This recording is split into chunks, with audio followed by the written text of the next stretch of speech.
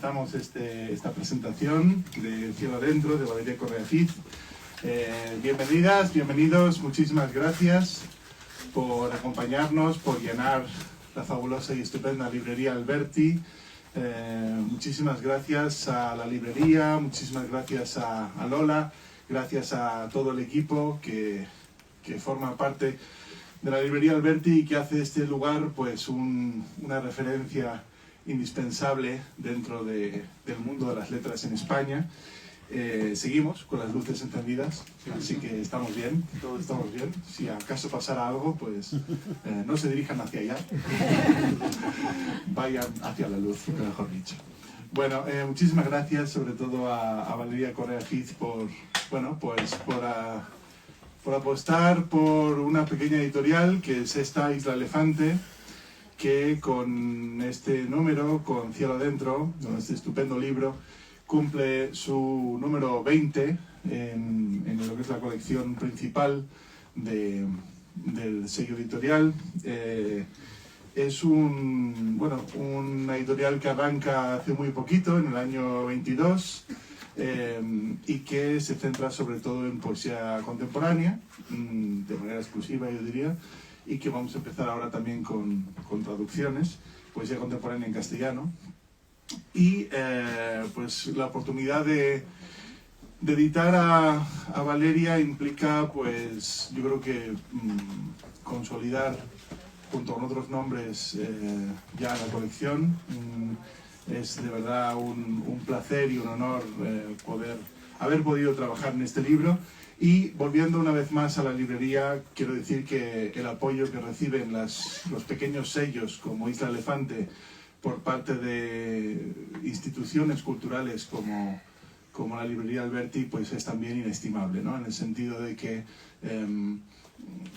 nos han tratado siempre como si fuéramos una editorial grande, no ha habido ninguna distinción y en ese sentido, pues, qué más que decir gracias una vez más, ¿no? Y ustedes por estar aquí, por estar atentos a este libro. Bueno, me parece que Valeria es amiga de la casa y de muchos de ustedes. Quizás destacar que por ahí empezaremos hablando de que Valeria transita entre la narrativa y la poesía, entre los diferentes géneros que también imparte en talleres. De sus extensos logros, quizá destacar que sus relatos La condición animal fueron seleccionados para el 4º Premio Hispanoamericano de Cuento Gabriel García Márquez, que fue finalista del Premio Setenil en 2017, que ha publicado en Páginas de Espuma, y aquí tenemos algunos de los amigos de Páginas de Espuma con nosotros esta tarde, gracias por venir, y que ha obtenido como poeta, que es un poco lo que nos ocupa hoy, entre otras distinciones, el Premio Internacional de Poesía Manuel del Cabral y el 11º Premio Internacional de Poesía Claudio Rodríguez y el 3er Premio de Poesía Clara de Campoamor, ¿no? Este es un libro nuevo, obviamente, un libro de poemas que tiene un trasfondo emocionante y muy íntimo del que vamos a ir hablando.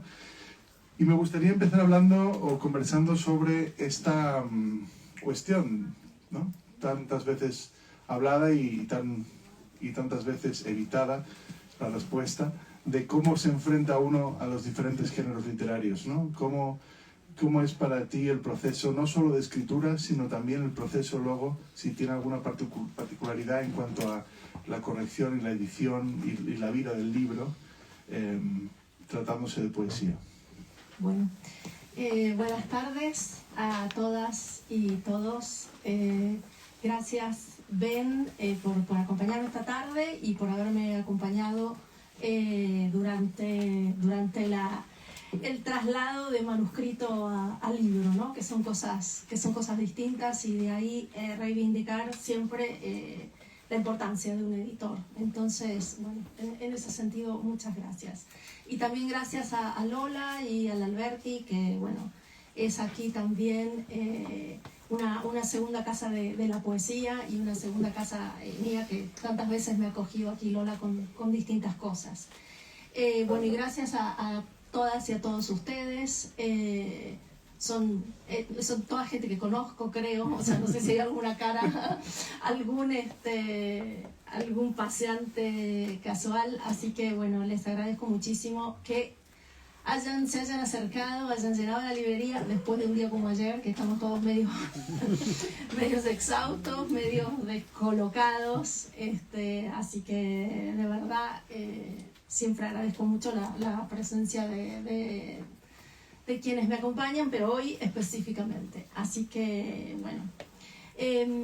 Y voy con tu pregunta. La verdad es que, no sé, primero quiero decir algo que a lo mejor es un lugar común, pero quiero destacar esta nobleza de los géneros breves, ¿no? Los géneros breves que de alguna manera, creo yo, exigen cierta colaboración de más, un plus, de lectoras y lectores, ¿no? O sea, es algo que toda la literatura obviamente necesita de esa colaboración activa de quien lee, pero creo que los géneros breves son todavía más exigentes en ese sentido, ¿no?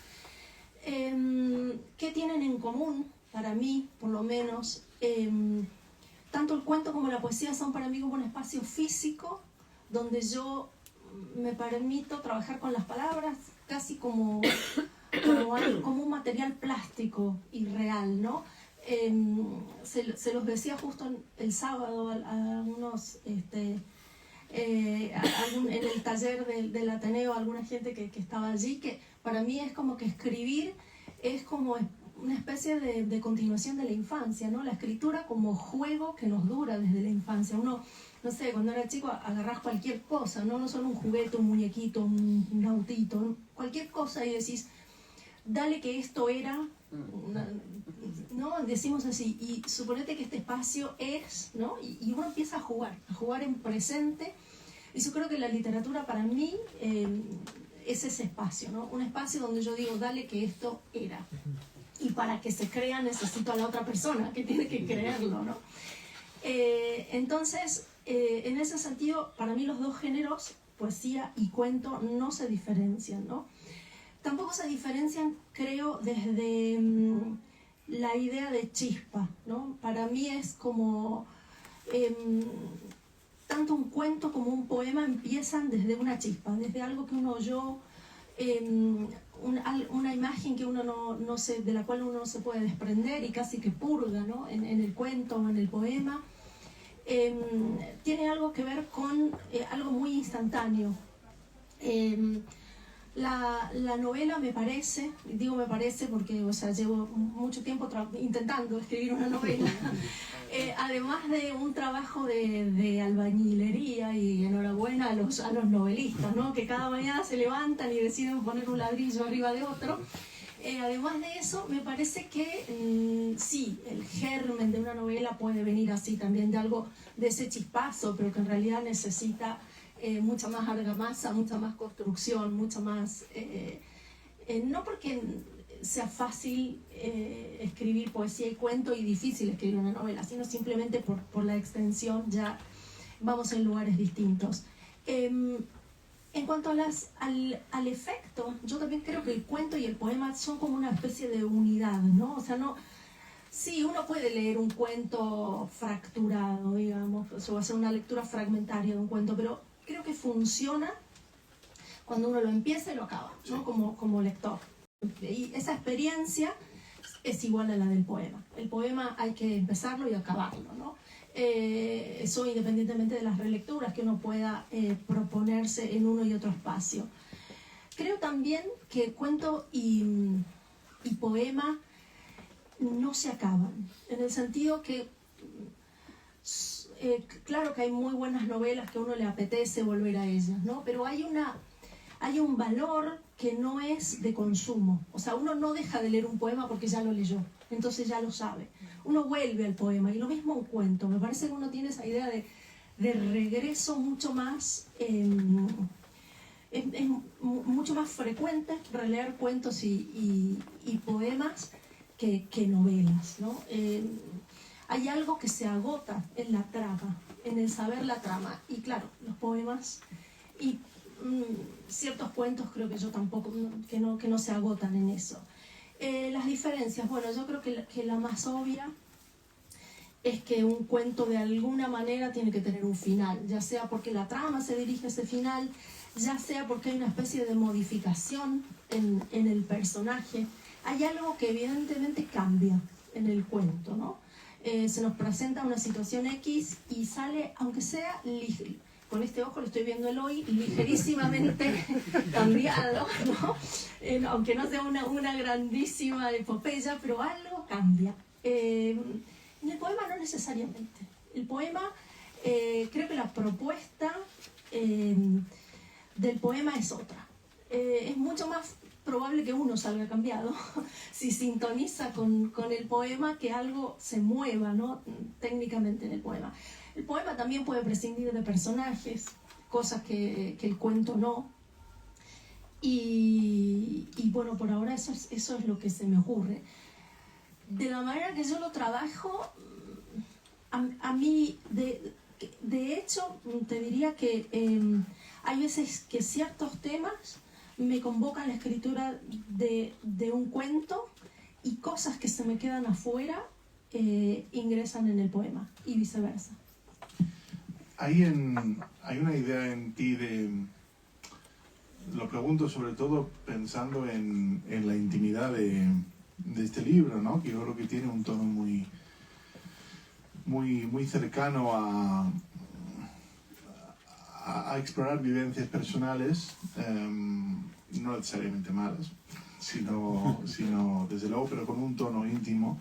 Y entonces, sobre todo pensando también en el trabajo que hemos hecho de buscar un cambio, alguna palabra, alguna cosita muy puntual, ¿cómo vives la voz poética en el sentido de si es la construcción de una ficción dentro del poema, o si, a diferencia del cuento, es un desgarro o un lanzar otra cosa distinta, ¿no? La emoción interior, quizá. A ver, yo creo que, y perdón por mis alumnos que me escuchan decir esto 100 veces, creo que un escritor es un arqueólogo de sí mismo. No importa que uno construya una ficción. En definitiva, estás trabajando con un material que te es propio, que tiene que ver con la sentimentalidad, con las emociones, con tus vivencias personales y también para mí con cierta forma de conocimiento, porque creo que uno se aprende de uno mismo mediante la escritura, aunque esa escritura sea ficcional, o sea, aunque no tenga nada que ver.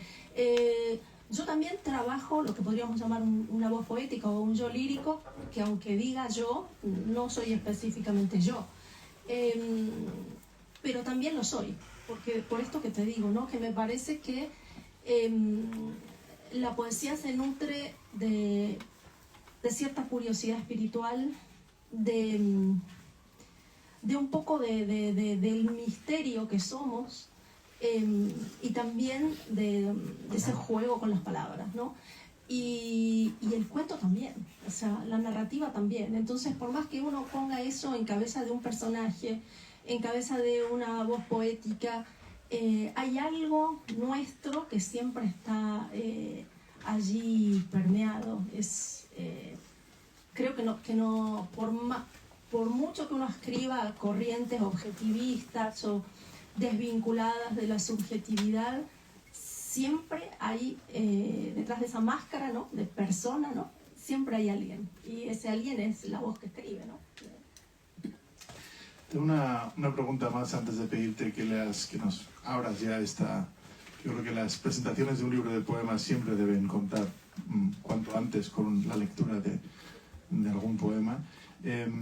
Quería preguntarte por una cuestión curiosa en la edición del libro, en la composición de la estructura del libro, que está dividido en 6 partes, 6 partes que están representadas como corresponde adecuadamente en el índice, pero que no lo estaban prácticamente hasta la imprenta, y tú no te diste cuenta de esto, pero la sexta parte, el número 6 de la sexta parte no existía, estaba integrada en la quinta.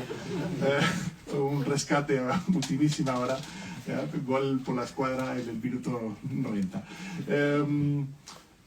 pero cada una de estas partes va introducida con una cita, y lo interesante para mí, tanto como autor como editor, es que todos son de José Ángel Valente, ¿no? Entonces me interesa mucho esta idea, que me parece una apuesta, no sé, yo desde luego como lector tampoco lo he visto muchas veces, de una voz poderosa, como es la de José Ángel Valente, que digamos acompaña al libro en todos sus tramos, ¿no? Entonces quería preguntarte un poco por esta decisión creativa y también editorial bueno, las secciones van introducidas por esta voz, ¿no? Por diferentes citas del gran José Ángel Valente.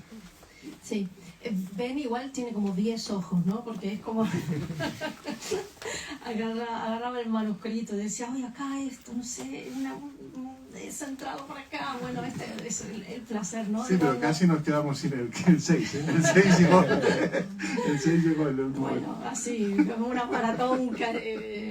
Todavía, espero que no haya ninguna rata, veremos qué pasa,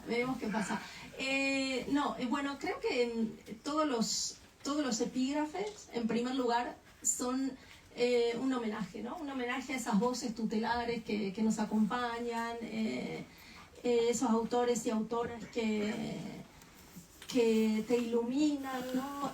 Eso no quiere decir, ojalá, ¿no? O sea, José Ángel Valente, menudo nombre me elegí.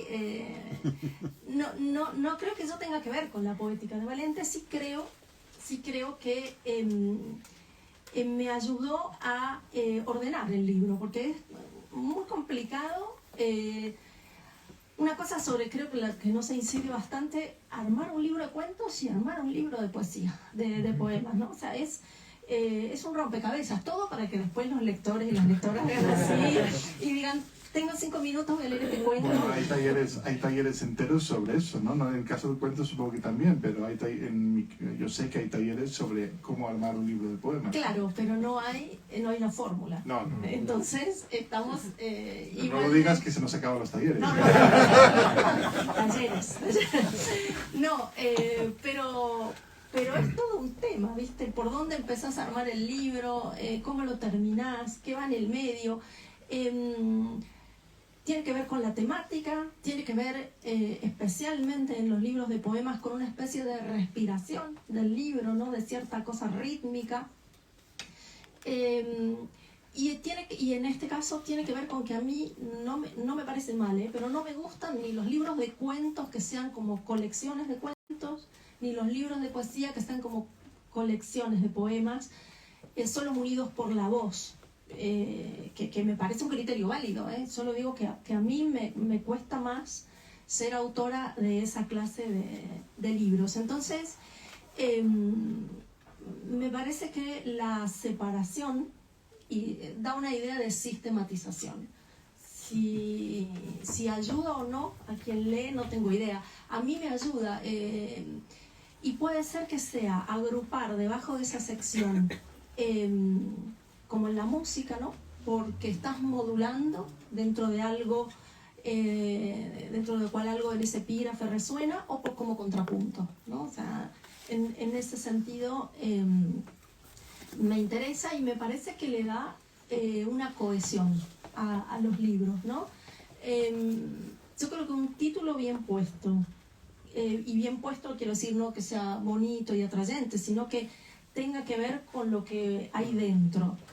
Y un ordenamiento, un orden apropiado revaloriza el libro, porque cuando uno los termina, a mí me ha pasado, uno termina de leer un libro y dice de repente, o sea, te empiezan a resonar cosas de lo que leíste en función de ese título o en función de esos epígrafes, ¿no? Y luego Valente en particular es para mí un autor español muy importante en lo que hace a mi vida interior poética, porque tiene como cierta astringencia, ¿no? Y entonces yo que soy un poco, tengo mucha humedad latinoamericana en mi sangre, Valente me recuerda que hay que imponer un poco de contención. Entonces lo quiero mucho por eso, porque es como una especie de ángel tutelar que me dice stop. Ahí. Bueno, yo no te veo te veo bastante controlando bastante el poema. No me ves antes de Valente.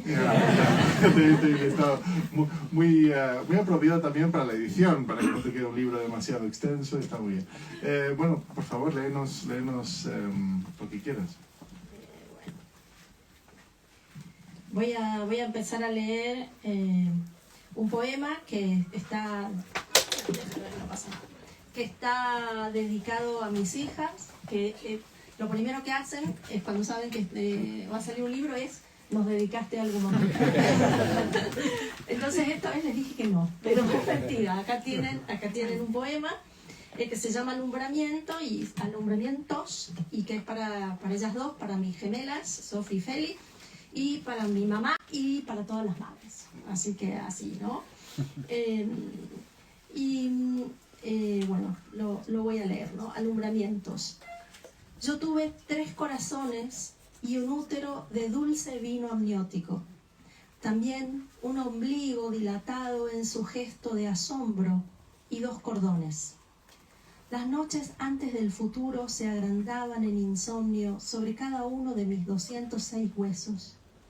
9 veces más tarde, reducida a un solo corazón, conservo la línea de una cesárea doble que me abrió la carne.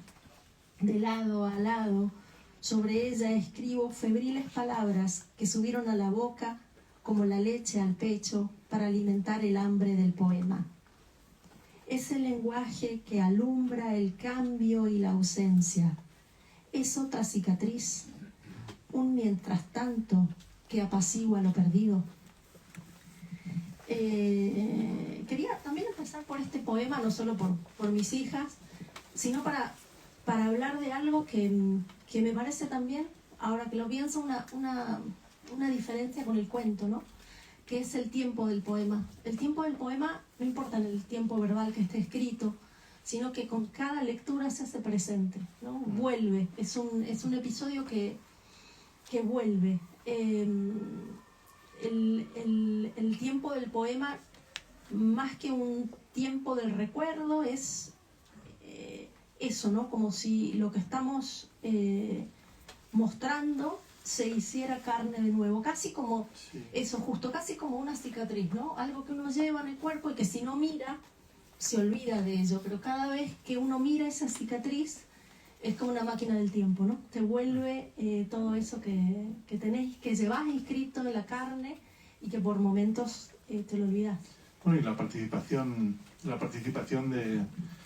de quien lee el poema, ¿no? Aunque sea uno mismo, de su propio poema, ¿no? La manera en que actualizamos el poema con cada lectura, ¿no? Y lo traemos al presente. Hay un aspecto que me parece muy interesante del libro y que quizá pueda darte pie a algún poema que te apetezca, es cómo, además de estos poemas que tienen que ver más con un tono íntimo, ¿no? como el que acabas de compartir con nosotros, que tienen que ver con el yo de alguna manera, hay también algunos poemas que ofrecen un contenido social, ¿no? y que nos hablan un poco de la mirada hacia el mundo y también de cómo incorporar esas ganas de resaltar ciertos aspectos de la sociedad y del mundo en el que estamos viviendo, ¿no? Creo que es interesante y en mi opinión potente trabajar con lo que podríamos llamar una especie de poesía social, ¿no? Yo lo intento también a veces, pero creo que es difícil dar con el tono, ¿no? Dar con el tono que no sea que no se parezca demasiado a una noticia o que tampoco sea una denuncia panfletaria, ¿no? Yo creo que lo haces muy, muy, muy bien. Pero háblanos de este interés y si te da pie a leer algo, pues estupendo. Sí, bueno, porque una de las muchas cosas que para mí es la literatura es una forma de pensamiento también, ¿no? O sea, escribir es una forma de pensar y creo que el poema es también para quienes lo leemos, ¿no? Para quienes leemos poemas es también una forma de aprendizaje que no tiene que ver con un aprendizaje de la sensibilidad solamente, sino no con una formación de la sensibilidad, ¿no? Que yo muchas veces digo, la literatura es una forma de empatía, ¿no? Uno de repente, en la vivencia de un personaje o en la lectura de cierto poema, uno entiende, comprende cosas que realmente no ha vivido, ¿no?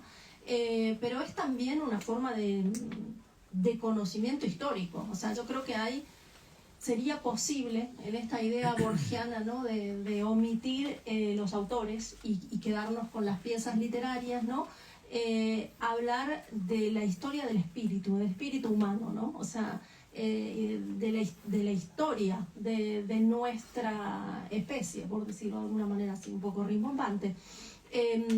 Y cómo va a quedar al margen eso que nosotros, esas injusticias sociales, esas diferencias políticas, bueno, todo eso integra también el yo, ¿no? Y si yo siempre termino algún poema metiéndolo en esa dirección. Voy a leerles Ellos.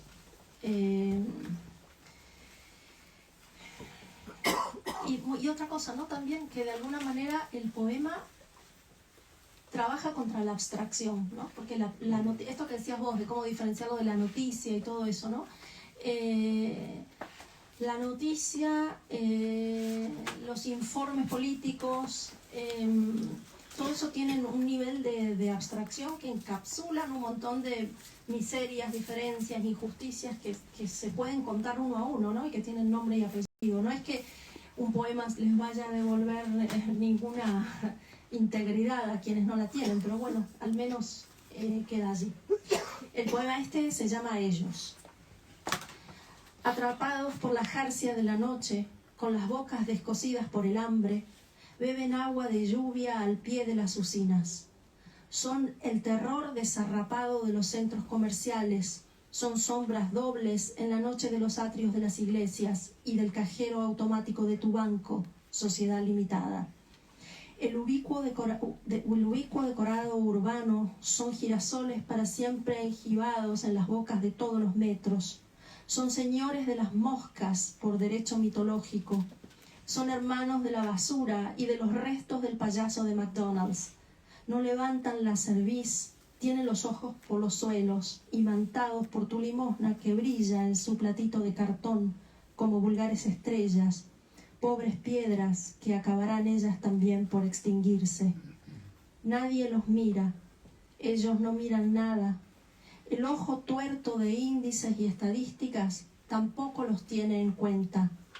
Ya han sido expulsados de toda república y de cualquier reino, del portal de tu comunidad, de ese bar, de aquel colegio. Hasta en el infierno se olvidaron de ellos, y ellos ya no esperan ni siquiera un epitafio riguroso. Excelente. Gracias, Víctor. Quizá antes de dar paso a que nos compartas ya de seguido un poco los poemas que quieras, antes hablábamos de la importancia de la brevedad de las presentaciones en general y de las presentaciones de poesía en particular.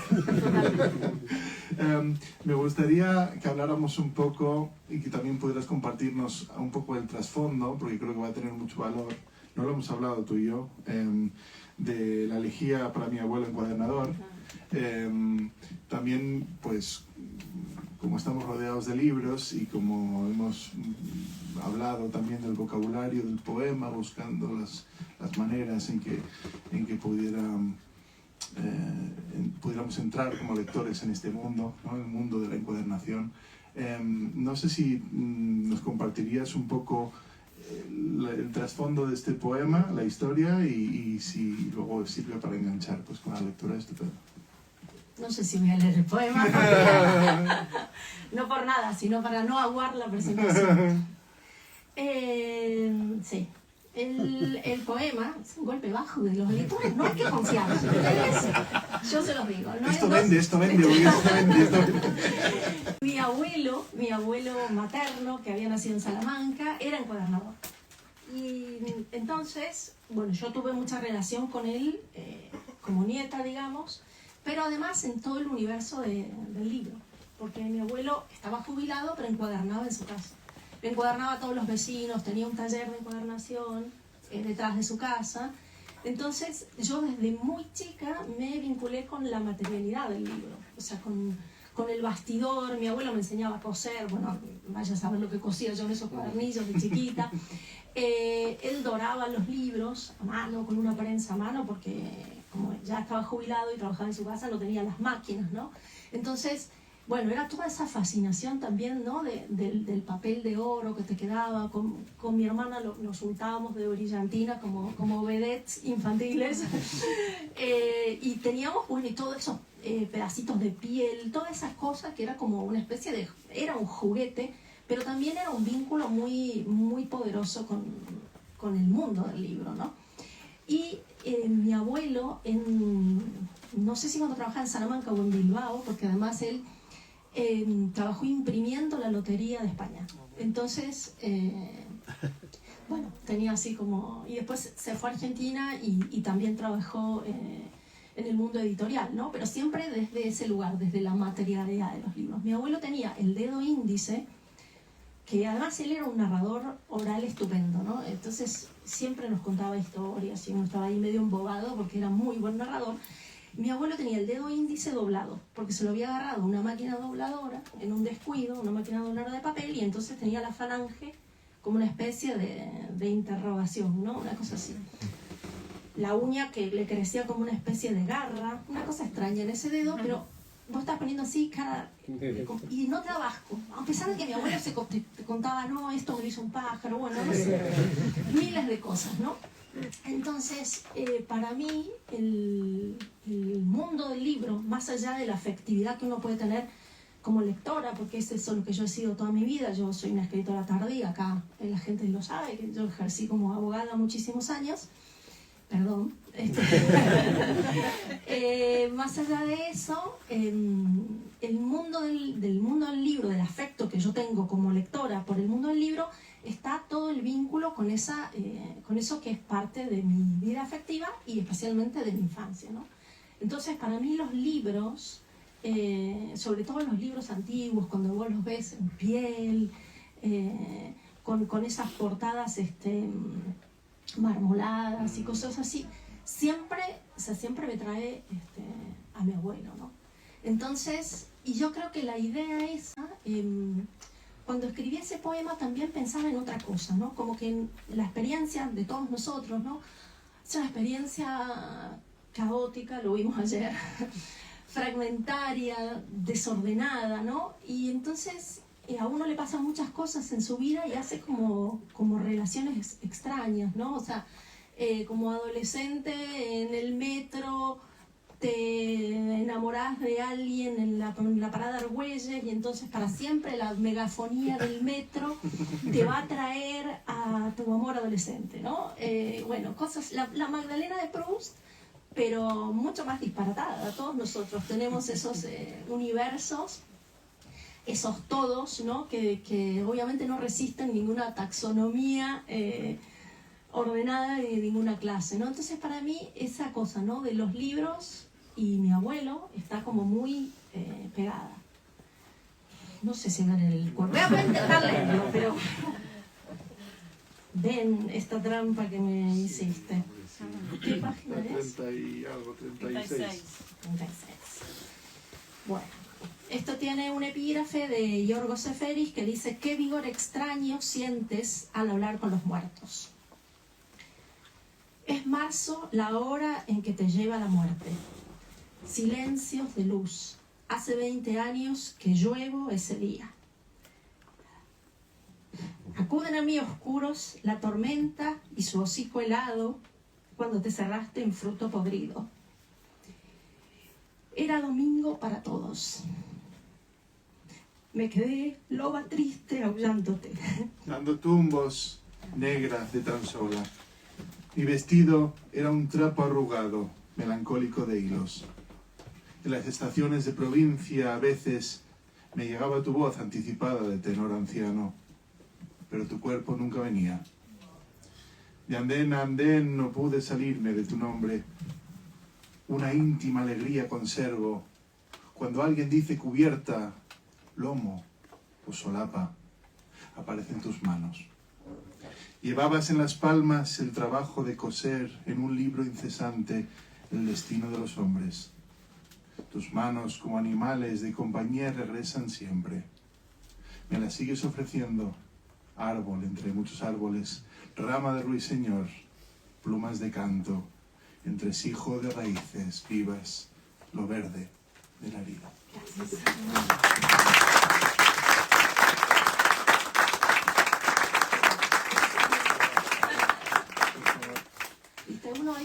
Hay poemas que yo nunca leo, ¿sabes? O sea, poemas de los libros anteriores y eso, jamás los leo porque sé que, no sé si puedo, por esto que decías, ¿no? Que el poema actualiza la emoción, de alguna manera me es difícil. Y fíjate que con dificultad y eso te estaba contando de mi abuelo, pero cuando leo es como, no sé, hay algo... No, es otra clave. Sí, una cosa que como una especie de transfiguración, pongámoslo místico, ¿no? Entonces, bueno, eso, ¿no? Sí, pero es interesante, hay que reivindicar, por si acaso, que esa emoción está dentro del poema en sí, no necesariamente, o sea, el hecho, tú lo estás experimentando de una manera, pero yo creo que existe y con independencia de ti. Es decir, es un poema que emociona mucho y esa emoción depositada o entregada o invertida está, ¿no?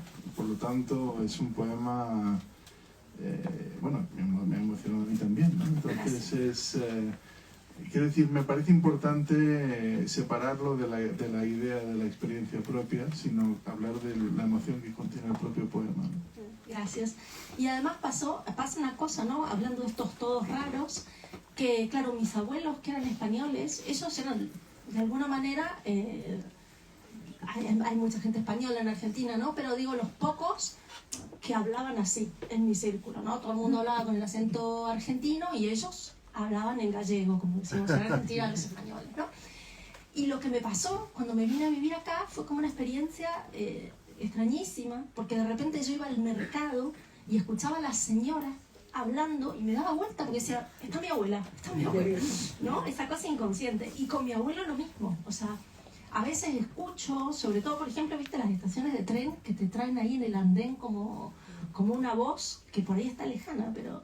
Y entonces yo decía, ay, ¿qué estos todos que hacemos, ¿no? Tan extraños, tan poderosos? De eso también, eso creo que yo también hace mucho en la poesía, juntar cosas que normalmente no existen en la naturaleza. Pues yo creo que si te apetece y te ves con ganas, si nos quieres compartir un par de poemas o los que tú quieras. Sí, un poquito más y ya. Sí, lo que quieras, y así tenemos un tiempo para conversar. Sí, a ver. Un saludo a los que nos están siguiendo a través del Instagram. Sí. Están ahí, al lado de los que escribes. ¿Tienes un Kleenex para bueno, una cosa también que creo que hace la poesía es trabajar con una pregunta que el poema no dice. O a veces la dice, ¿no? Pero a veces no. Es como que uno escribe un poema respondiendo una especie de pregunta, no respondiendo de manera con certidumbre, ¿no? Sino como una especie de construcción elíptica de una pregunta, algo así. Y este poema salió así, ¿no? A partir de una pregunta que no digo. Se llama Feria. En los jaulones revoloteaban las palomas de ninguna paz. Los naipes marcados de infortunios brillaban en las mangas del adivino, y en el cuello del oso la cadena para cortar en óxido a la mujer barbuda. Él escupía fuego, ella tragaba las cenizas. Los espejos deformantes devolvían tu exacta figura. Me fui antes de que los guantes del mago acertaran a fruncir los dedos para formar el puño. No quise ver al tigre pasear al payaso contra ella, ni a los monos tan humanos, ni las telas de la carpa por el piso cuando los acróbatas, con un alboroto de albatros, desmantelaran la cruz de la estructura. Que tire la primera piedra quien no le ha dado la espalda al triste circo del mundo. Ustedes no lo ven, pero la edición de Valeria está toda anotada, manuscrita. Entonces es una edición, literalmente una edición comentada por la autora. Me parece una joya y ojalá me lo regales. Y con tachones, y con todo, ¿no? Sí. Bueno, yo creo que otro que no tenía pensado leer, pero que lo voy a leer porque mi amiga Almu me dijo que no podía venir y me está mirando por Instagram y este poema es para ella, así que se lo voy a leer a ustedes, pero también a ella. Nocturnal. Es la hora en que la luz vuelve a su madriguera. Me voy despojando de las vocales, laringe arriba. Por fin escapo al lenguaje. Los árboles honestos modulan la penumbra de aquí para allá. Voy perdiendo memoria, caras, luz, la forma de sus manos amadas. Las pupilas se despueblan, la almohada traza su horizonte blando. Me gusta la noche, en ella se cumple el destino del hombre, soñar la vida.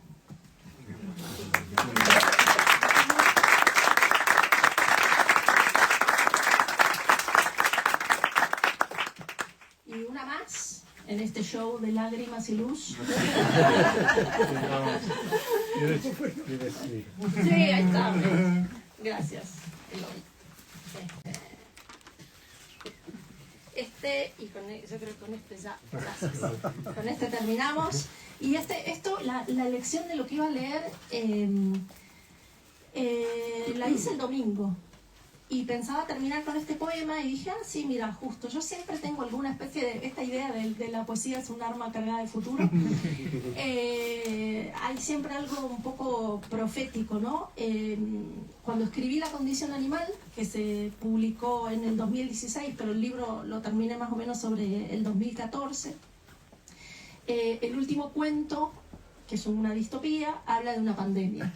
Entonces, cuando salió Hubo un jardín, algunos amigos argentinos me dijeron, ¿de qué va el último cuento? Porque a ver qué se nos viene. Me acordé de ellos cuando estaba armando la lectura de lo que quería compartir el domingo, que es un poema que se llama Giordano Bruno, ¿no? El personaje histórico quemado por sostener una idea, ¿no? Por sostener una idea astronómica, ¿no? Y bueno, y este poema es para mi hermana, que está ahí, una de mis hermanas, la que está ahí, Uji. Y eso también tiene la poesía, ¿no? La capacidad de contar algo muy grande en un chispazo, ¿no? O por lo menos iluminar así como una especie de fósforo, ¿no? O cerilla. Es como que uno en una habitación oscura hace así, ilumina algo, el contorno, el borde de un cuadro, no sé, el apoyabrazos, y el resto, ¿no? Uno lo imagina con esa pequeña iluminación. Bueno, Giordano Bruno, 1548-1600. Quien contempló largamente el espacio lleva consigo ese fervor como si propagarlo fuera su tarea. Imagínate. Eso le tocó en suerte a Bruno, proyectar sobre todo aquel que se acercara en la humedad de su pupila animal astral las cifras nocturnas de la luz. Pon en tu horizonte una estrella, el cielo has de tener siempre cerca, estás cosido a cada una de esas piedras frías, resonando contra el tiempo en el lecho del oscuro. Pon en tu horizonte una estrella y pide para ti esa misma fuerza que sin descanso la sostiene.